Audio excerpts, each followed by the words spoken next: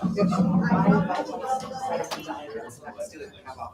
fine. I'm gonna start in 2 minutes. I need to take this.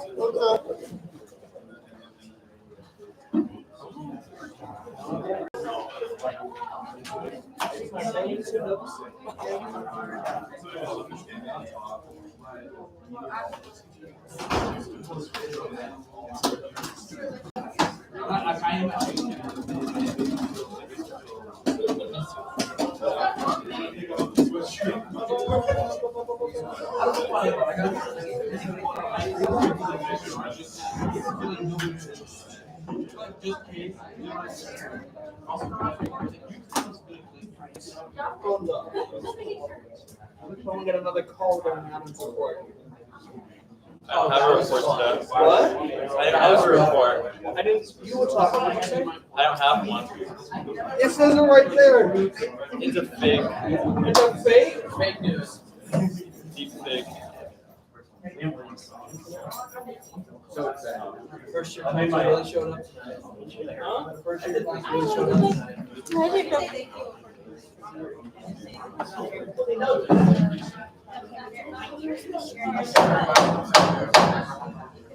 I call to order the February 20th meeting of the Student Government Association. We are live streamed and recording in the center of the room. Please review your agendas. We'll add in this roll call. Caitlin Egan. Here. Timothy Allen. Here. Isabella Cattell. Scott Dwan. Here. Nick Palumbo. Here. Anderson Dallaire. Here. Gage Glanville. Crystal Mills. Here. Naomi Brito. Travis McLaughlin. Here. Patty Soa. Benjamin Burnham. Jaquela Leary. Ariane Baker. Abby Glashin. Desiree Brown. Here. Fabian Morales. Here. Haley Kane. Isabella Moniz. Here. James McDonald. Here. Nick Black. Here. Savannah Souza. Here. Miles Jordan. Gavin Fazio. Here. Jacob Constant. Here. Austin Morgan. Brandon Rita. Here. Maggie Roberts. Here. Daniel Lyons. Liam Connor. Here. Angela Hayes. Here. Chris Pira. Here. Are there any corrections to the minutes from February 5th, 2024? Seeing none, minutes are approved. And now your president's report, Nicholas Smith.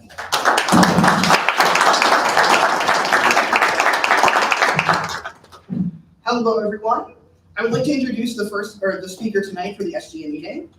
In SGA presenting pro at this point, talking about us with residential life updates, I'd like to introduce the fantastic director of Res Life, Chris Willenbrock.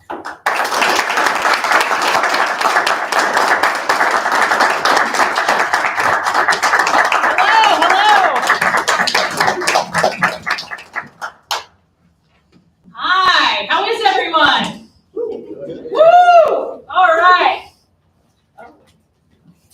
All right, who's ready for some residential life updates? Woo! Yes, all right.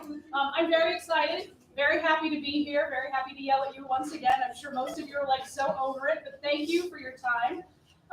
So today I want to talk about some of basically what's coming up for the rest of our spring semester. So in terms of upcoming events, we're going to touch on 4 different things that are going to be happening this semester. RA selection, which some of you may be in that process. Whoop, whoop. Yes, Anderson. Spring break. Just a quick yes, Jacob. Absolutely anyone who applied, we're very excited to have you. I'll get to that in a minute. Housing selection, and then also our May closing. So without further ado, our RA selection, we are currently in the process. Our applications actually did close this past weekend. So just hopefully you got them in. For those who are applying, we are doing something a little bit different this year. We're doing an RA interview day. So we're going to have a couple of hours in the morning where we're going to have a group process. That basically just means everyone's in a group kind of working through some type of issue or problem. And we basically get a chance to kind of see you in action working in a team. And then in the afternoon, there will be individual interviews. And so you'll be meeting with a smaller group of pro staff, RAs, etc., answering a couple of questions about your skills and basically giving us a chance to get to know folks a little bit better. So that's a little bit of a different format than other years, but we're very excited to have this RA interview day and get a lot of excitement around that. In terms of decisions, we hope to have decisions out to any applicants the week of March 4th. I wish we could say March 4th on the dot, but please don't hold us to it. The week of March 4th. And then we're going to ask folks to get us decisions back after spring break, which would be Monday the 18th. So just general information letting you know about the RA selection process. If you or any of your friends are in it, hopefully you've already had someone reach out in terms of scheduling interviews, etc. But this is kind of where we are, and this is what's happening in our world right now. Spring break, oh, I should ask, any questions about RA apps in the process? Spring break, believe it or not, we are only 2 weeks away, 2.5-ish weeks away from spring break. I know. When I was putting this together, I was like, what? Applications are out. They are live in your My Housing. They will be due on March the 6th, so that is a Wednesday. Please make sure if you want to stay over break that you are filling those out. Our halls are going to close on March the 8th. That's Friday at 5 p.m. And then they will reopen at noon a week after that, well, a little over a week after that, on Sunday, March 17th. So again, spring break coming up. Make sure you fill out your application if you want to stay over that week-long break. Otherwise, halls will be closed, access will be turned off, et cetera, et cetera. So any questions about spring break? All right. So what folks have been waiting to hear about, have a little bit of information about our housing selection process. The housing agreement will be going live soon. We are having it go through a few final rounds of approvals, and we hope to get it up and out into the My Housing portal before too long. We are in the process of finalizing our dates, but we know that it will occur at some point between March 25th and April 12th. So the process is going to be fairly similar to the way that it was last year, but we are still finalizing a lot of those dates, and we'll get that information out before too long. We're also finalizing some of our living learning communities and theme housing community locations. So some of that is still kind of in the works. And all of this, once we have all of it finalized, will be out via our housing selection guide, which folks are probably familiar with. And then we'll also be running information sessions again in that mid-March to early April timeframe. So what is a little bit different? You're like, why are you here if everything is still being finalized? It's okay. We do know a few things, and I know I did some previews last week, but I do want to share, a couple weeks ago, but do want to share some of what we are aware of and some of the bigger changes that we anticipate coming up. So what I have here is what we call our housing frame, or the idea of where we're going to be putting students for next year. It has the name of the hall, our anticipated number of beds. So these are the number of beds that we have kind of within that particular residence hall. And then the population that we anticipate seeing living in that space. The biggest change for next year is that we anticipate making Courtney Hall an all first-year hall. And part of the reason for this is to create and craft a first-year experience for our incoming first-year students. Hopefully you all remember when SCORE came in and talked to you a little bit about the curriculum, the general ed curriculum. Some of that is also going to line up with our first-year experience and what we would call our residential curriculum. So we're looking at creating more of a tailored approach for our first-year, incoming first-year residents by putting them in Courtney Hall. Courtney is perfect for this. It's already staffed to the gills with RAs who are fantastic and energetic. So we have a very low resident to RA ratio in that building, which is fabulous. Courtney is also kind of a nice entry or toe dip into the traditional first year residential experience. So meaning most people have, a roommate that they share a room with, they learn to navigate potential conflict with another individual, they live on a large floor, share a communal bathroom, that type of thing. So Courtney is going to be set up for the predominant number of our first year students next year. We do anticipate keeping the apartment complex kind of as it is, with some of those premium single spaces and having that available for juniors and seniors primarily. We anticipate that Davis, which is currently primarily a first year residence hall, will either serve as overflow for our first year students. So in an ideal situation, we'll put all of our first year students in Courtney, and we'll have so many people coming in that we'll actually need to find another location for them. In terms of proximity, what we've identified is either having them in Davis, where folks currently are, or potentially in Lammers. one of the towers there. So you'll see under Lammers overflow first year as a possibility for that. Once we identify where our incoming first year students will be going and the number of beds that we pull offline for that, then Davis and Lammers will primarily be super singles or doubles as singles for upper class students or for mixed year students, and potentially the same thing for Davis as well. So we'll open up a lot of those spaces as potential premium single or super single spaces. Dickinson will be mixed year. So when I say mixed year, that's sophomore, rising sophomore, junior, senior. Newhall will be primarily junior, senior, and then University will be mixed for sophomore, junior, senior. What we're trying to do with this, again, is to create more of a tailored experience for students kind of year by year. So we'll have Courtney identified as our first year population. We'll have a first year residential curriculum for those incoming students. And then once we have students, our mixed year population and doubles as singles or living together, again, we'll also look at holding more of that apartment space offline. So our apartments, Newhall, and potentially University for more of our rising juniors and seniors. And that's just to help ensure that most of our older students are able to live in housing that is appealing to them and to be more of an attraction for them to live on campus. Questions about this? Yes. Oh, or should I hold? I can keep going through if you want. You can hold if we can, and then we'll do it after. Sounds good. So write it down. All right, and then again, the bed space is listed next to this. And again, that's to give you just a general idea of how many beds we have per building. Right now, our occupancy is at 1570, so we will definitely have more than enough space for all students who are coming in, particularly in the fall. But again, we're looking forward to having more of an intentional kind of experience for our students next year. In terms of our LLCs and theme housing options, on the right-hand side, you'll see what we have currently. Many of you are probably living in some of these communities. We do have a graduate population who currently live in Welch Hall. Most likely that will continue into next year as well.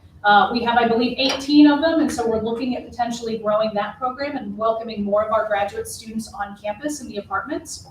Our honors community currently is over in the 5th floor of University Hall. We anticipate bringing them back and having a good partnership with our honors community next year. We do have a Jedi floor on the 3rd floor of University as well, so we look forward to doing more intentional partnership with the Jedi office and continuing to have that LLC and themed housing option available. We have performing and fine arts, which is currently located on the 1st floor of University, continuing to work with them. And we do have year-round housing or 12-month housing, which is currently on the 1st floor of Newhall. And while that is a returning option, it's going to be a little bit new in that we will have a dedicated year-round or 12-month housing agreement for those students. So they'll be able to kind of set it and forget it, as it were. They can sign a housing agreement and they'll be all set for a year from that time. We won't be bothering them with applications for break periods or things like that. We'll just know if they live, again, in likely one of the apartment communities, wherever that year-round or 12-month housing population is, we'll just know that they're with us year-round. And so we'll go into the agreement with that.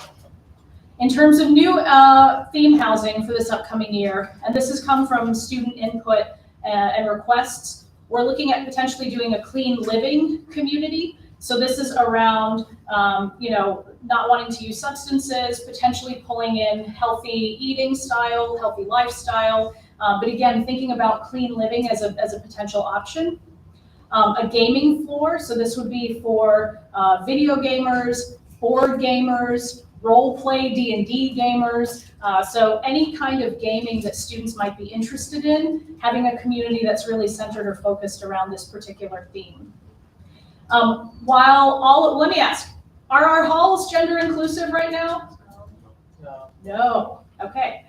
So technically, what's interesting, our halls actually are in that if I wanted to pick a room with Nick, we could actually select and live in a room together. I don't know if that's fairly well known, but it's true. And I think for folks saying no, what that highlights is that we don't do a great job of saying, hey, we are offering gender inclusive or gender neutral housing.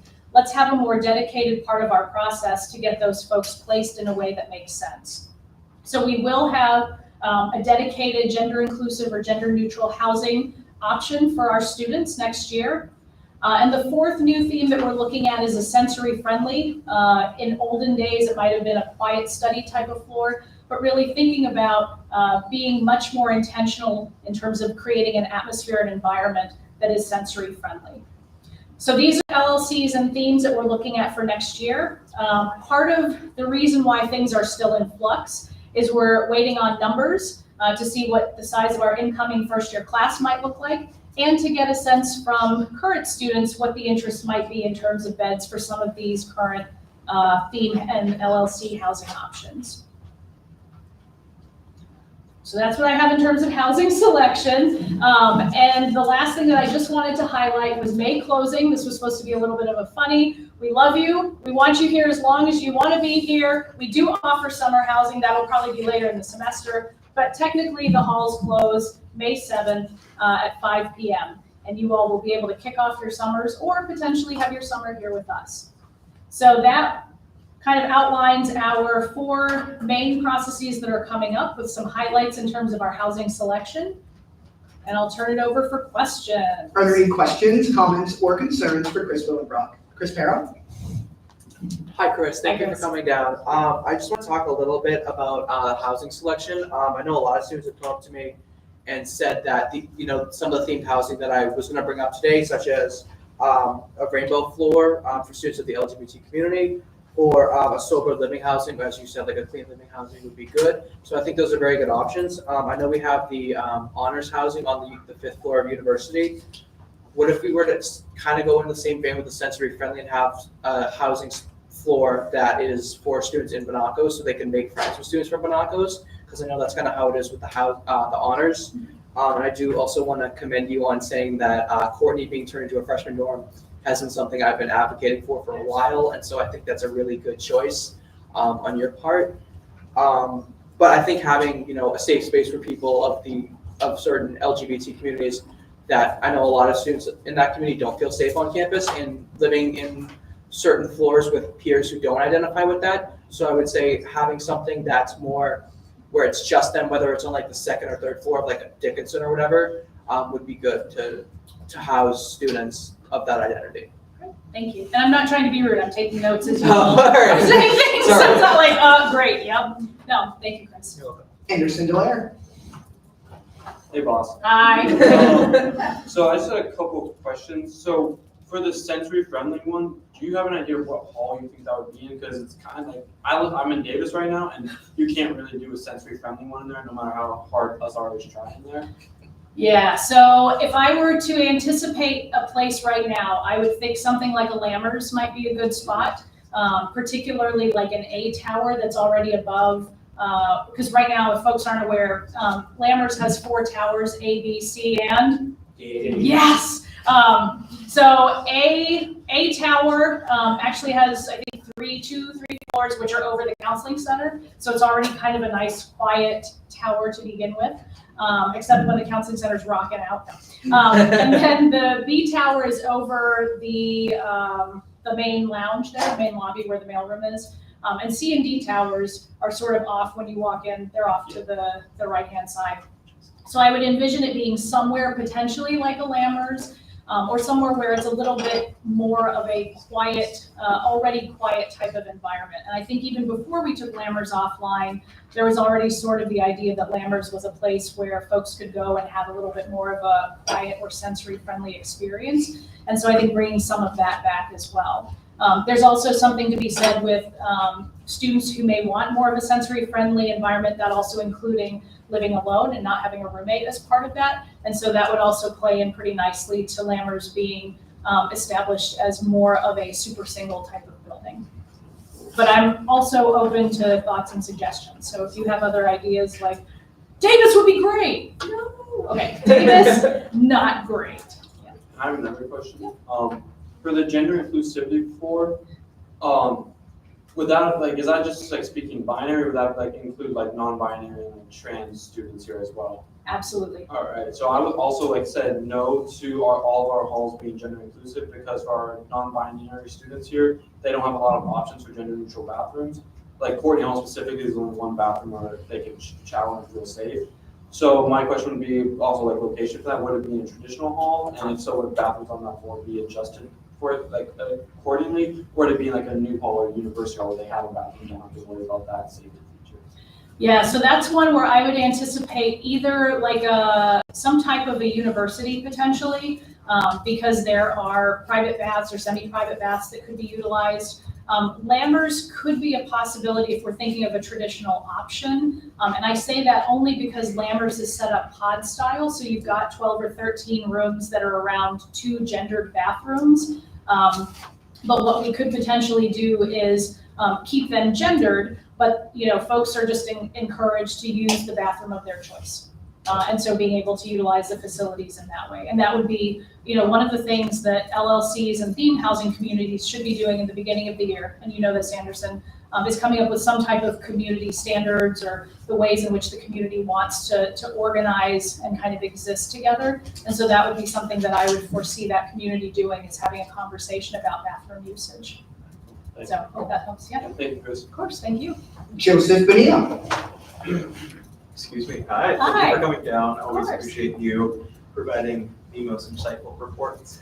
I guess mine is a little bit of a follow-up on Anderson's. I'm not going to withdraw for the purpose of just providing scope. So with the gender inclusive question, I think that one concern that I may have is just the singling out of the entire group. Absolutely. Because of the fact that, like, if we're designating a specific space and we're making it public, then like that also makes them target for people who want to like write stuff on boards or whatever, like we've seen in Courtney Hall and other halls. And like in the same vein of that concern, with the bathroom issue, I really would highly suggest a floor in like maybe like a new hall or meeting situation, apartment situation where there's more than one bathroom in there, specifically because of the fact that, if we have multiple people within the diaspora, like the non-binary or trans identified students, then they may want more privacy, and utilizing one bathroom may not be the best suggestion, especially if there's like a multitude of people with different identities in the same space.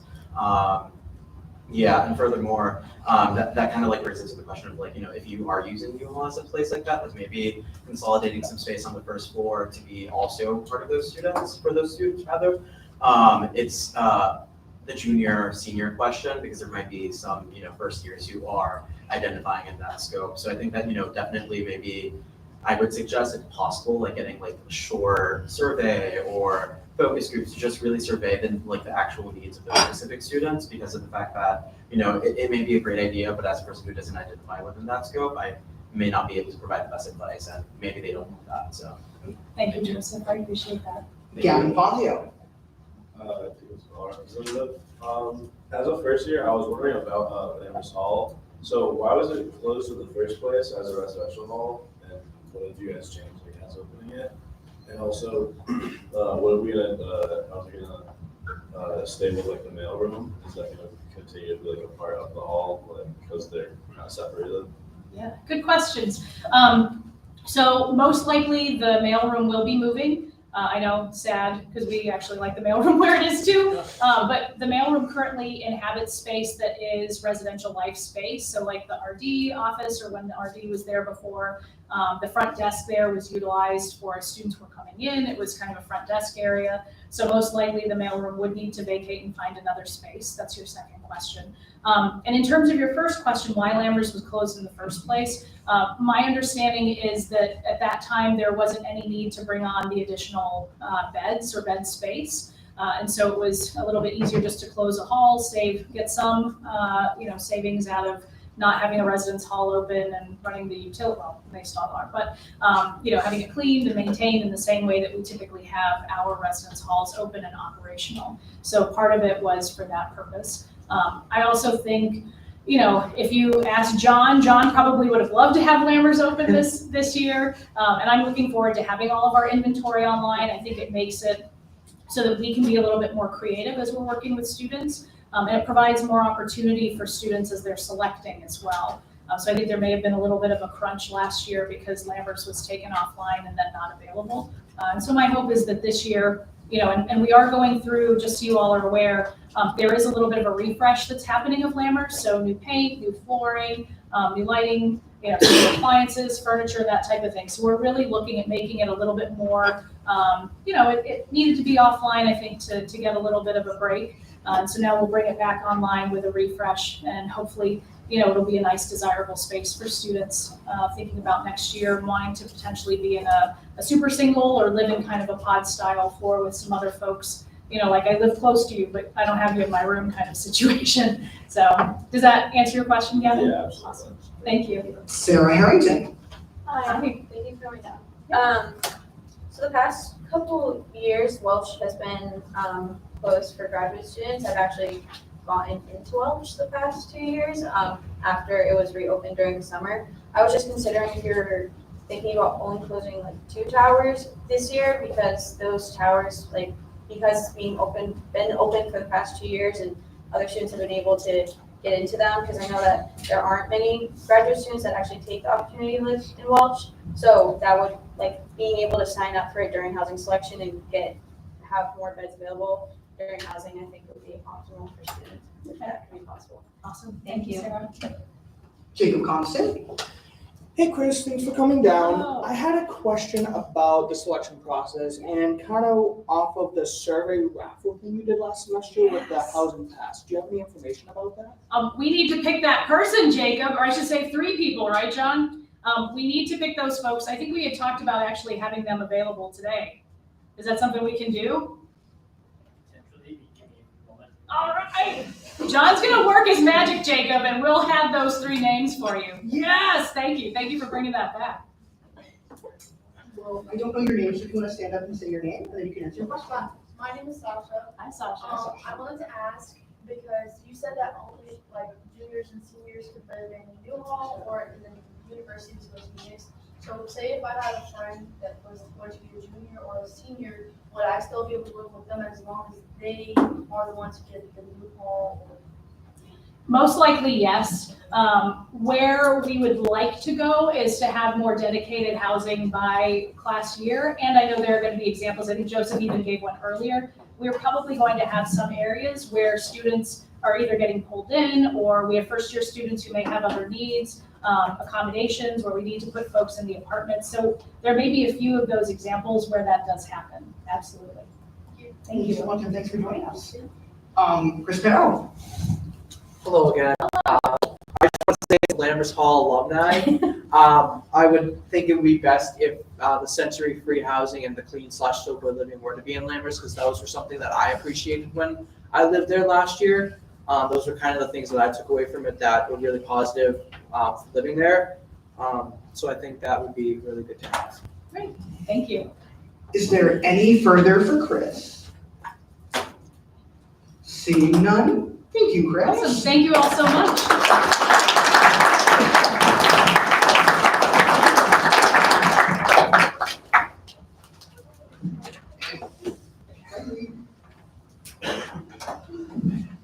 Again, thank you, Chris, for coming down. Housing is always a wonderful conversation we have in SGA, so I'm glad you could do it this year.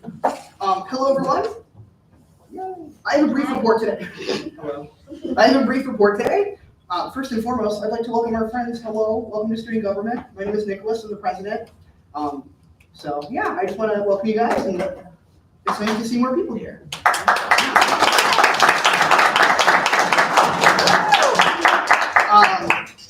I hope you all had a great snow day last week.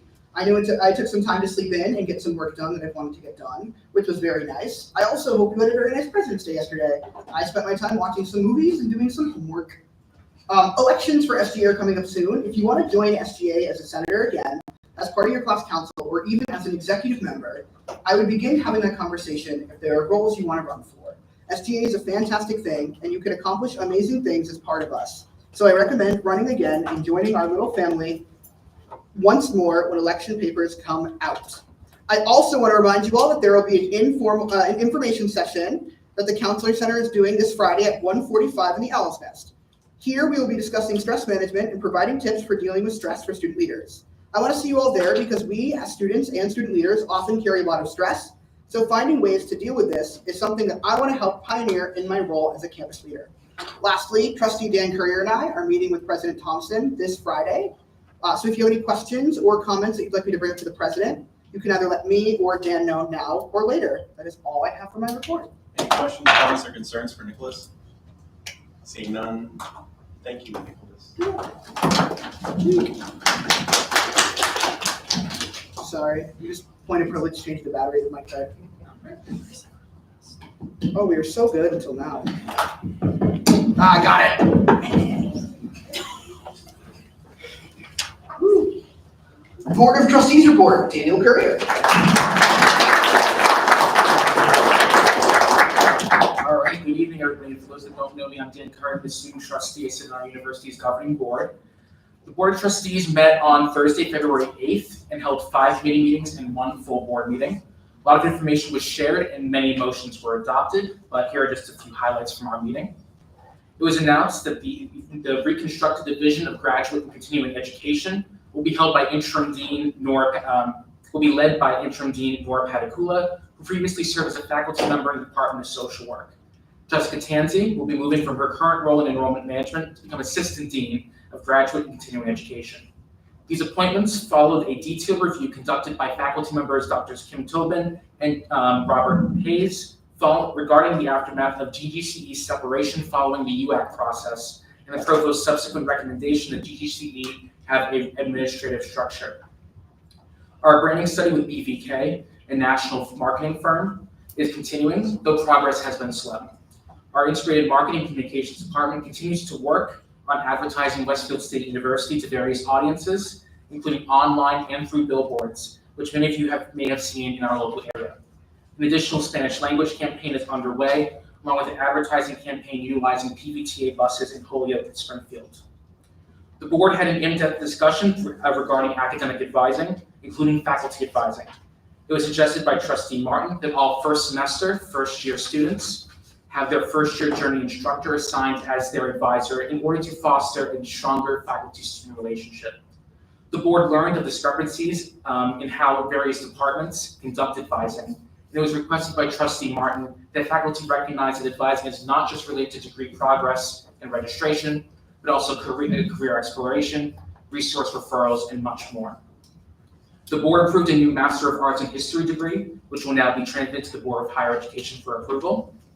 An update was provided regarding potential renovations to the Ely Pool. A full renovation would cost between $24 and $28 million. An external review, however, found that minor renovations of a few $1 million would result in a 25-year extension of its useful life.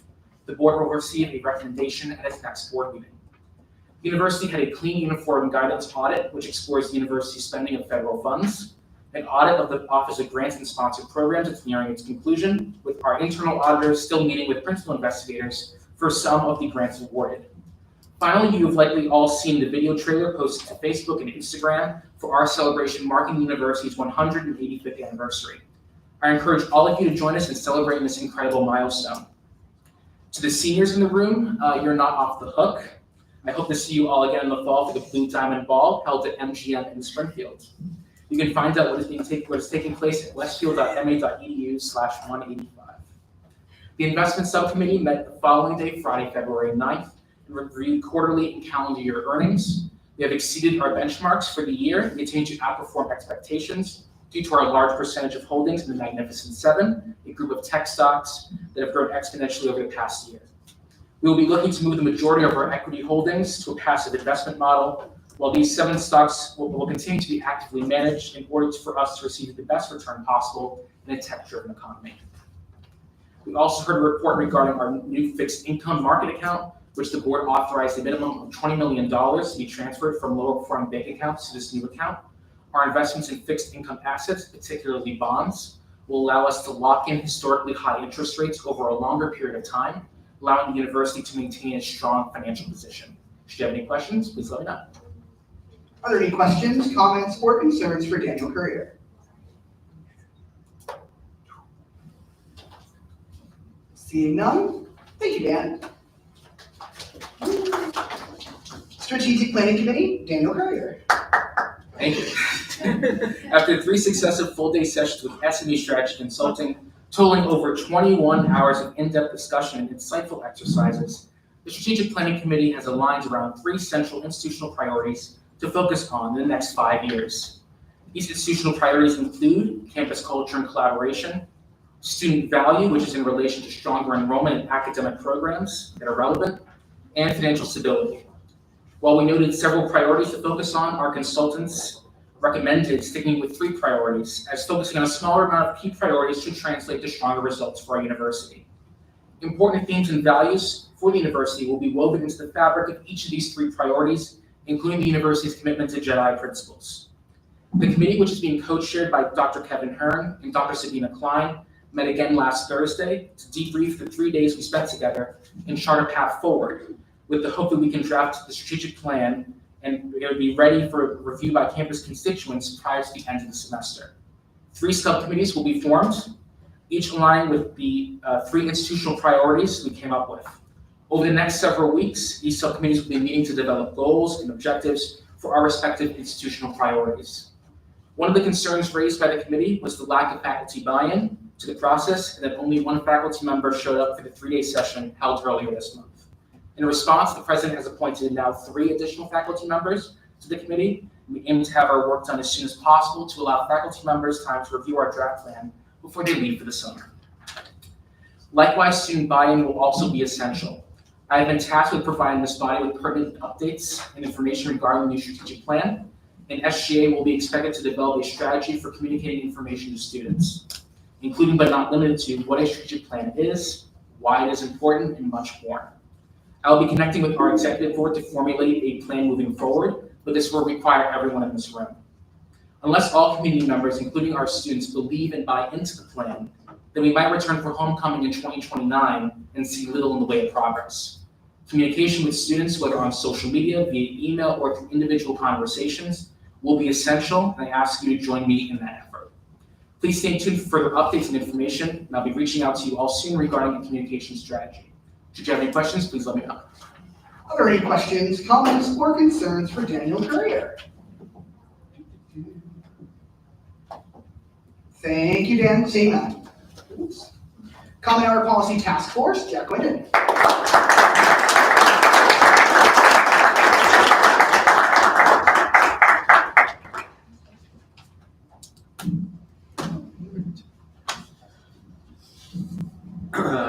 Good evening, SGA. Last week, Common Meeting, our task force met at 12:30 on Wednesday.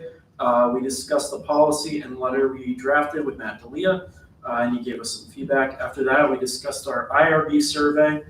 We went over some of the questions we submitted on a Google Doc. Additional questions will be added this week. That's on me. And will be discussed during this week's meeting. Lastly, we discussed input from the rest of campus and club leaders, and maybe doing a focus group with that. So me and Laura are working on that, as well as the other thing of trying to get a focus group of some senators on SGA before we present it to full SGA in a meeting. So if you're interested in learning more about this, please let me know after the meeting. Are there any questions, comments, or concerns for Jack Wyndon? Seeing none, thank you, Jack. Vice President Support Student Life, Jack Wyndon. Hi everyone again. I hope you all had a good snow day last week. I wish it was a week. I got 2 separate reports, but I should put them together because they were both short. Last Friday, Student Affairs Committee met, as well as Food Services. First, at Student Affairs, we discussed 2 things. One of them is the idea we have for March and how we're going to get students to buy into that, as well as faculty and staff. We talked about how to build engagement for that, and then we discussed how, I lost where I was. The dates are going to be March 19th and 20th. This isn't really for the Senate that it matters, I guess, because it's for the faculty and staff. The times will be announced soon. ResLife's been working on finding clean rooms to use for the store, so shout out Sam and Mark, because Sam said you 2 were working on this. Thank you. After that, Food Services met in the DC. It was a short meeting, as we didn't have a lot to go over, because we didn't have SGA last week. The silverware is being washed differently. they said. So that should help with the problem of students saying that silverware was a little dirty. However, because of the type of metal we use, there will still be water spots, so that's nothing really to be concerned about. It's just metal. The last thing I have is some food updates. Coming to Owl Cafe soon are yogurt parfaits and fruit cups. And it seems that each week there will be a new special at late night. So this week it's jumbo pretzels. Coming up soon are calzones and baked potatoes. And lastly, there won't be strawberries in the DC due to a shortage. That's all I got. Are there any questions, comments, or concerns for Jack Gwynn? I'm sad about strawberries. They'll be back. Okay. Seeing none, thanks, Jack. The Special Committee on Reforming General Education, Sarah Harrington.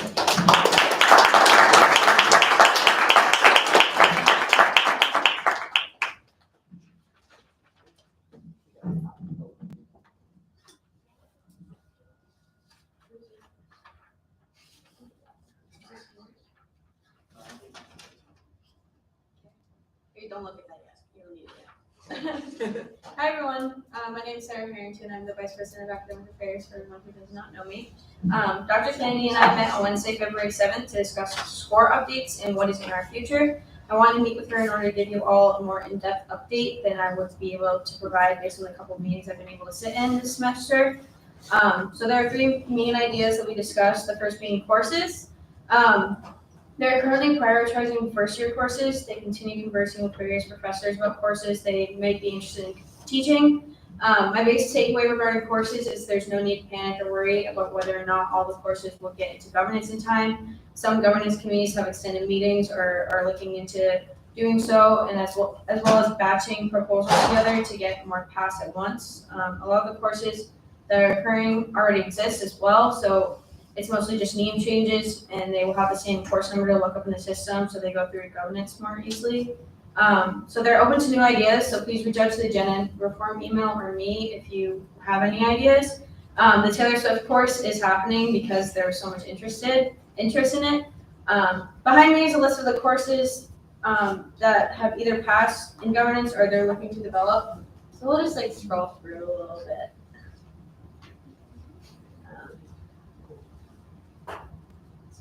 And then the overarching themes are up here.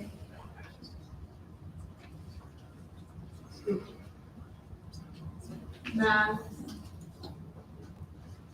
creative arts. And if anyone wants to look at this, I can send it to Nick and send it to you all.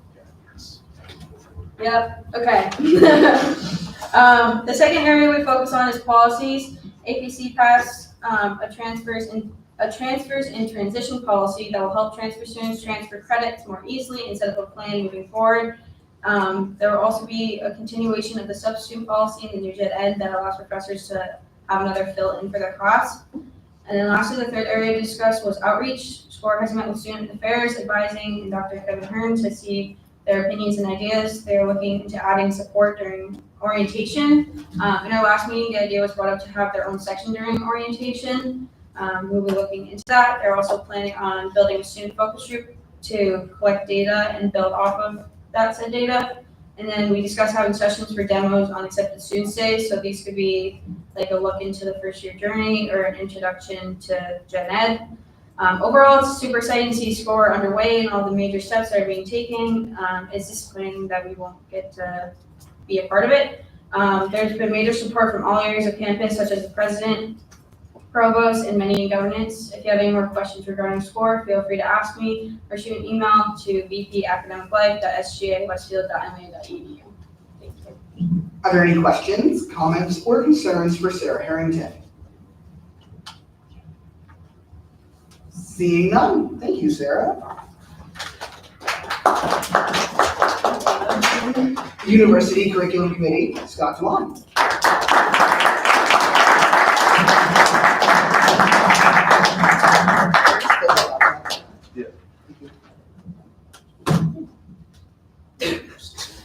Alright, good afternoon, everyone. UCC met last week to review and revise 4 types of courses where we had courses in chemistry, geology, physics, and biology. Starting with chemistry, we went over courses 103, 109, and 315, where they all either had a change in description or its prerequisites. With courses in geology, course 101 had a description change, and then course 109 was to be changed to course 111, and then course 125 to have a title change, and then course 205 was introduced as a new course.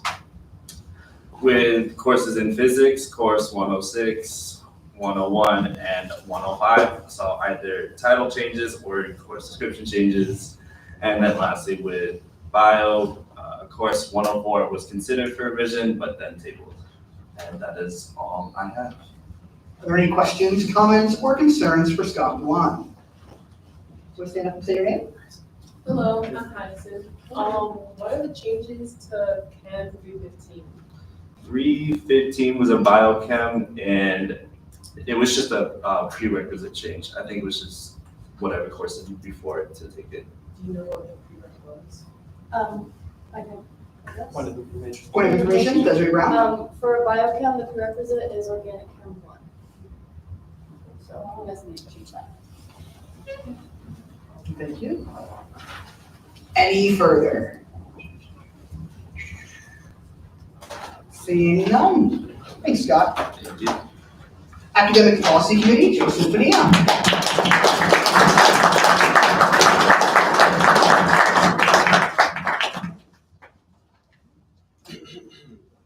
Good evening, Senate and our guests.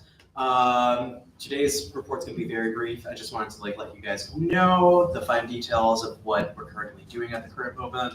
We briefly discussed the subcommittee on AI in the classroom. We will be convening sometime shortly. We're currently corresponding to find everyone's availability to meet and discuss final steps regarding surveying. And further, we decided that, or it wasn't decided, it was alluded to that we do not need to move forward with, what's it called? IRB proposal due to, I was confused about the open meeting laws in SGA Senate regarding disseminating results. However, it's not considered disseminating results according to people who are on IRB. So we should be all set to be sending out a survey. So definitely look out for that. I'll be corresponding with Laura and other people in the area about that at some point. That being said, we were reviewing the 2024-2025 academic calendar. We did not finish and we moved to table to discuss at our next meeting. We only got through the fall semester. We did vote in favor of an opening day on the schedule, meaning the first day of the semester would be a day of communications and orientation and multiple different facets. Maggie, if you can allude to what it's looked like in the past at some point, that'd be great, because honestly, I still don't know what an opening day is, but we voted in favor. John, do you have? Yeah, in the past, it was a day that unions met, different government committees met, different committees that would meet that day to kind of give that opening sense. Like they would do, I think, orientation at times. Yeah, so the call before classes start.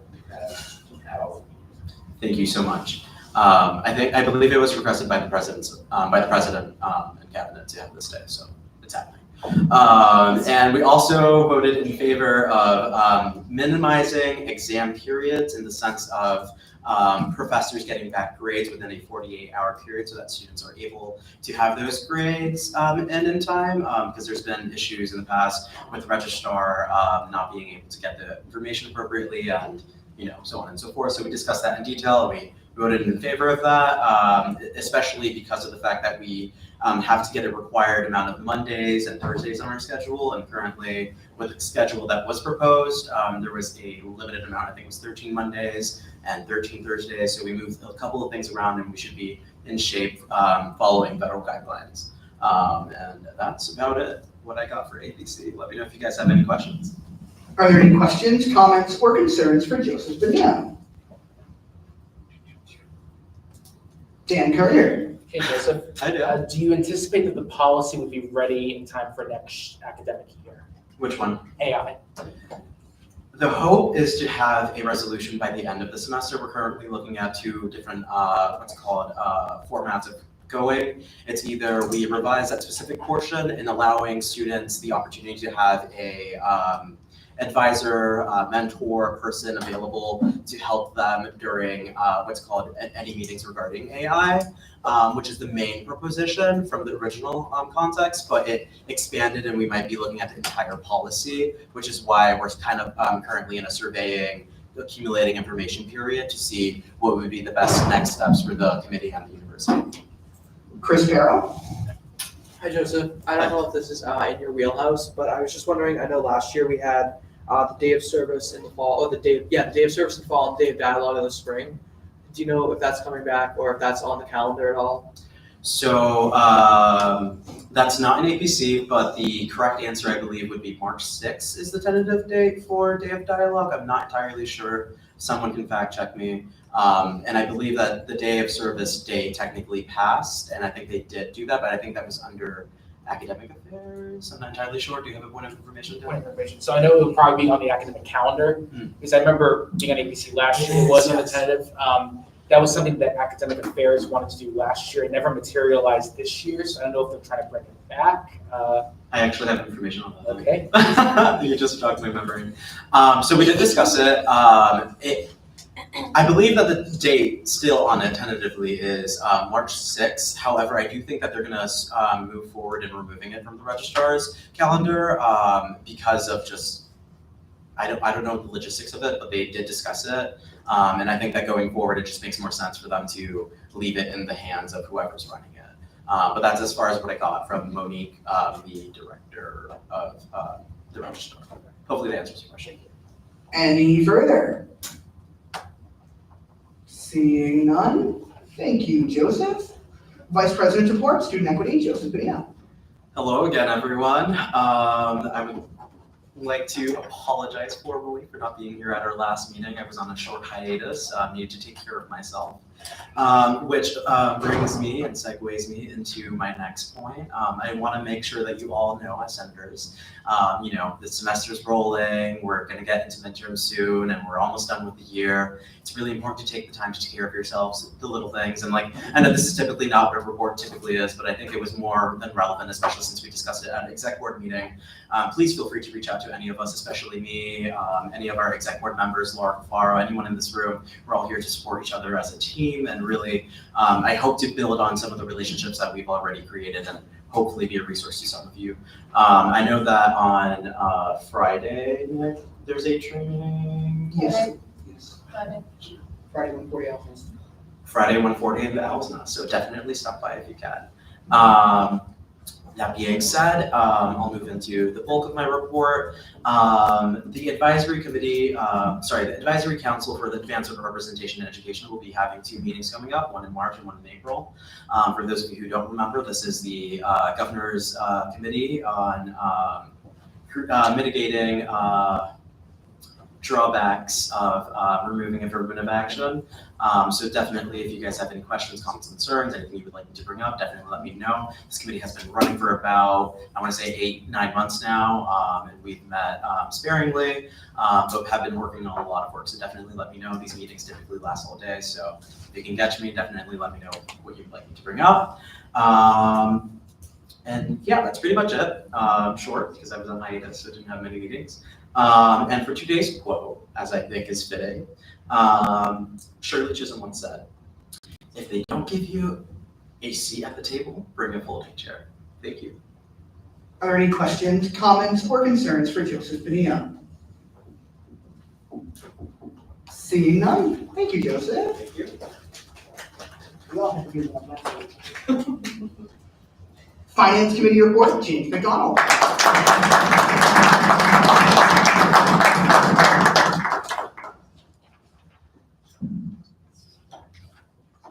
Good evening, everyone. I'm representing Finance Committee today.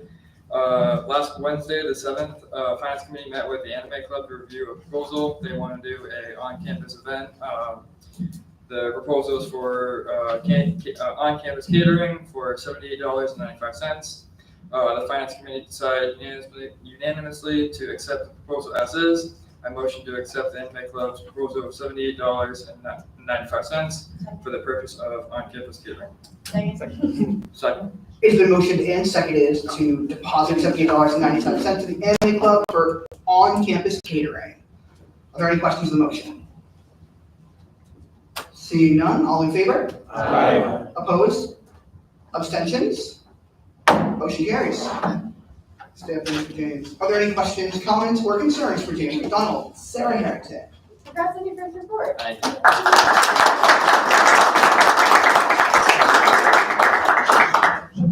Oh my God. Sorry. Any further? Is there any further for James McDonald? Seeing none. Thanks, James. Okay. Back on track. Here we go. Owl Committee, Elizabeth Mercer.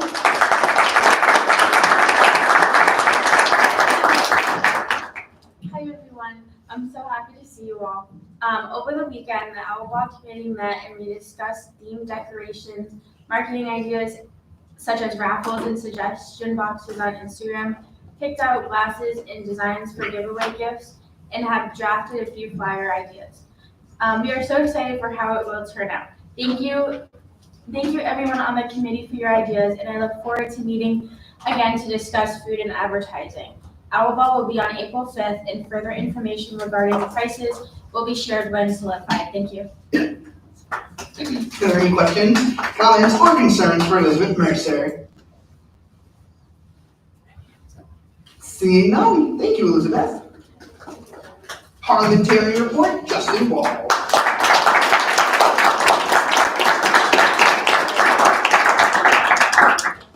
Good evening, everybody.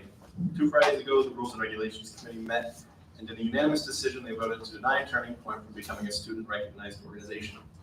I want to extend my gratitude to Laura and Ryan for their unwavering support, as it was of great help and importance in the past few weeks.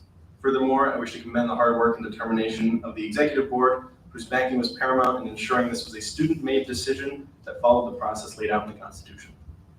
In giving thanks, I cannot forget to extend thanks to Turning Point for adhering to the process and trusting the committee to follow it and do what is right.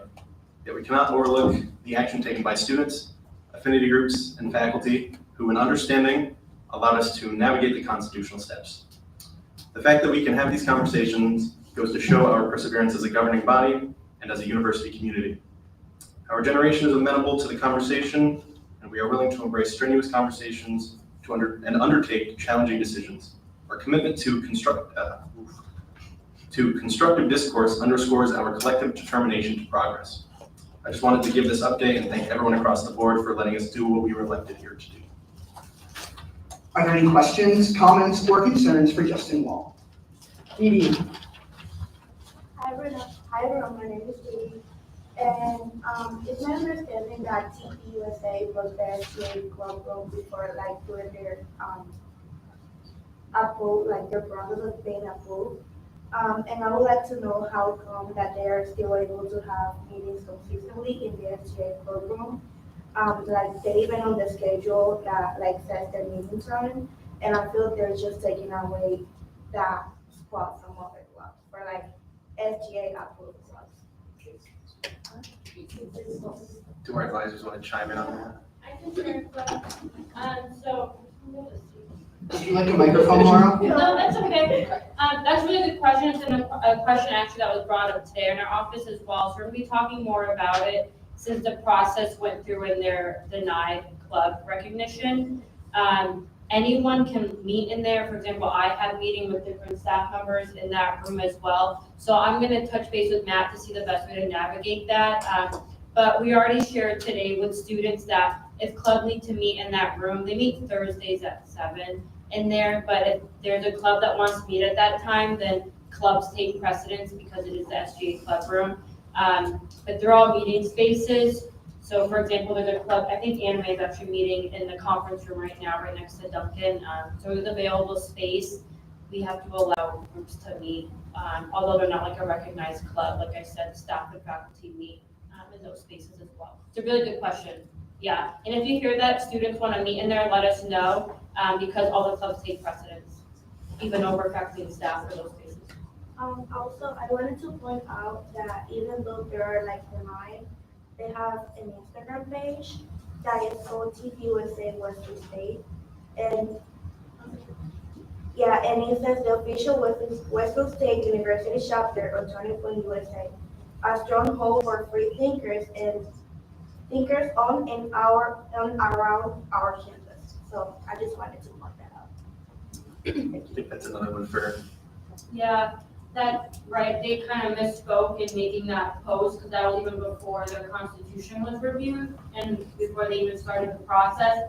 Unfortunately, we can't control like what an external organization does because it's not the student that runs it, it's the organization. But I'll be more than happy to reach out to them to tell them that maybe they need to either edit the caption or delete it fully. In the email that was sent to the student to deny or let them know that the Constitution was denied, Justin added that they're not to put that they're Westfield State recognized because they weren't granted that, because they weren't approved. So they know that from here on out they can't do that. But we can be reaching out to the page itself to ensure that they either need to edit the post or remove it. So thank you. Any further? Isabel Manise, and we'll come back up there. I would just like to clarify what you just said. It's not a post in particular, it's their actual Instagram handle and page that says that. It's a bio and their actual username. So I just wanted to clarify that. No, that's good, thank you. Thank you, Isabel. Sasha?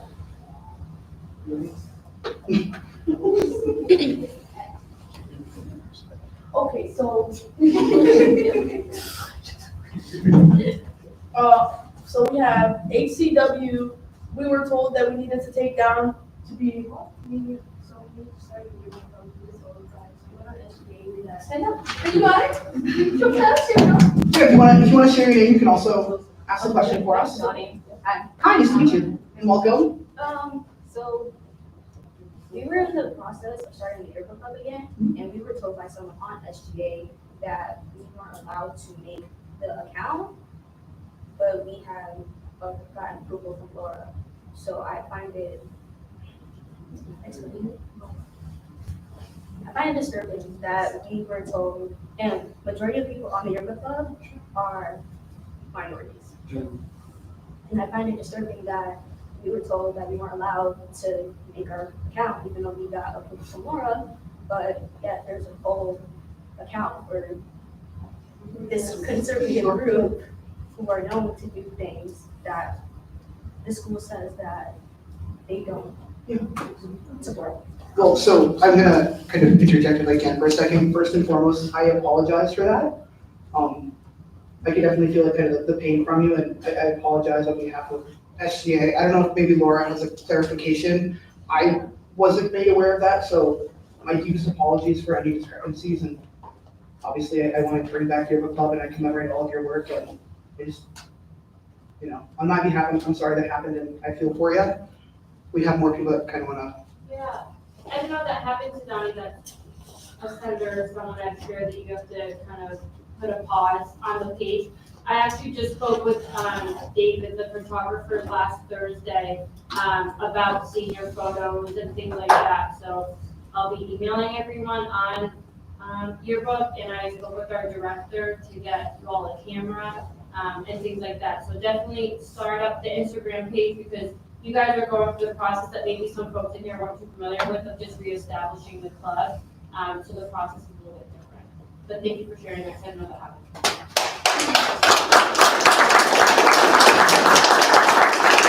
And as a point of information, if you want to hang around the meeting, I can give you a business card. You can talk a little more and kind of get that started as soon as we can, okay? And again, my deepest apologies. I'm sorry. Yeah, want to share? Stand up, share your name. My name is Troy, and I'm the president of FACES, and we're an SGA-approved club that's supposed to meet at the exact time. And historically, we've met in that room, but I haven't been able to book it because it's like technically under them for the exact, like we meet 7 to 8 p.m. on Thursdays, and they're scheduled for the entire semester for 7 to 8 p.m. on Thursdays. And we do have the conference room, but the way that space works doesn't work for the way our club activities go. And we've always had that space because it allows for more like movement and more connection, which is like a big part of what our club does. So I was wondering if that's gonna be addressed or not. Yeah, I'm writing this down, so I'll talk with Matt about it tomorrow, to follow through with all those reservations then, so thank you, Troy.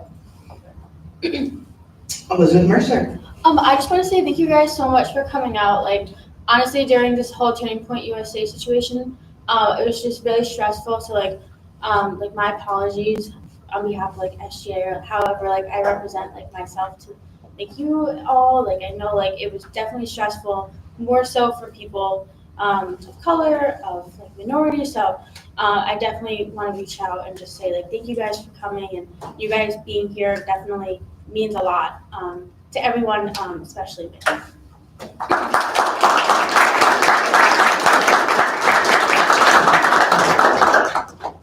Is there any further for Justin Wall? And again, I kind of want to echo Elizabeth's words. Thank you for coming up. You guys are wonderful people. You're doing amazing things. So anything we can do as students and student leaders to help, my email is public, and you can meet with me at any point. All right. If there are no further, thanks, Justin Wall.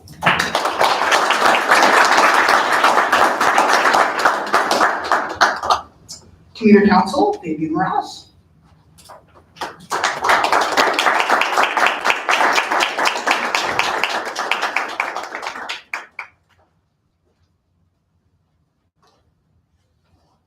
The Commuter Council met February 7th at 3:30 p.m. via Zoom. All members were present. We began finalizing our ideas surrounding our first event of the semester. The date chosen was March 6th from 11 a.m. to 2 p.m. The event will be called Commuter Snacks and Crafts and take place in the Commuter Corner. This event will be keychain and bracelet making, strings, beads, and supplies will be provided. We will also have food, will be pies, cookies, iced coffee, and yogurt parfaits. We are currently working on getting our supplies, catering, and preparing an email flyer to market this event. We are extremely excited and look forward to it. Are there any questions, comments, or concerns for Fabian? Seeing none, thank you, Fabian. Alrighty. Is there any new business? Announcements? Dan Courier? Hey everyone, so I'm of course going to be advertising another accounting and finance club meeting, which I know none of you will go to. But anyways, it's going to be tomorrow across the hall. If any of you are interested in a career in fraud prevention or internal controls or accounting or anything like that, it's perfect for criminal justice students as well. So I encourage you to go. It's at 4:30 in the Owl's Nest. We ask you to register for it. It's on our club Instagram page. But anyways, you're more than welcome to come there. We'd love to have you. Sarah Harrington? Advising has started for registration. Currently, but NACOs and honors and online are in advising, and they'll be signing up for registrations on February 2nd. Senior, second bachelor's and grad students are February 16th to the 22nd, and then they sign up on the 23rd. Juniors are 26th to the 29th, and then they sign up on March 1st. First and second years in-season athletes and urban education program is February 26th to 29th, and they also sign up on March 1st. And then sophomores and first years are March 4th to March 7th, and they sign up on March 8th.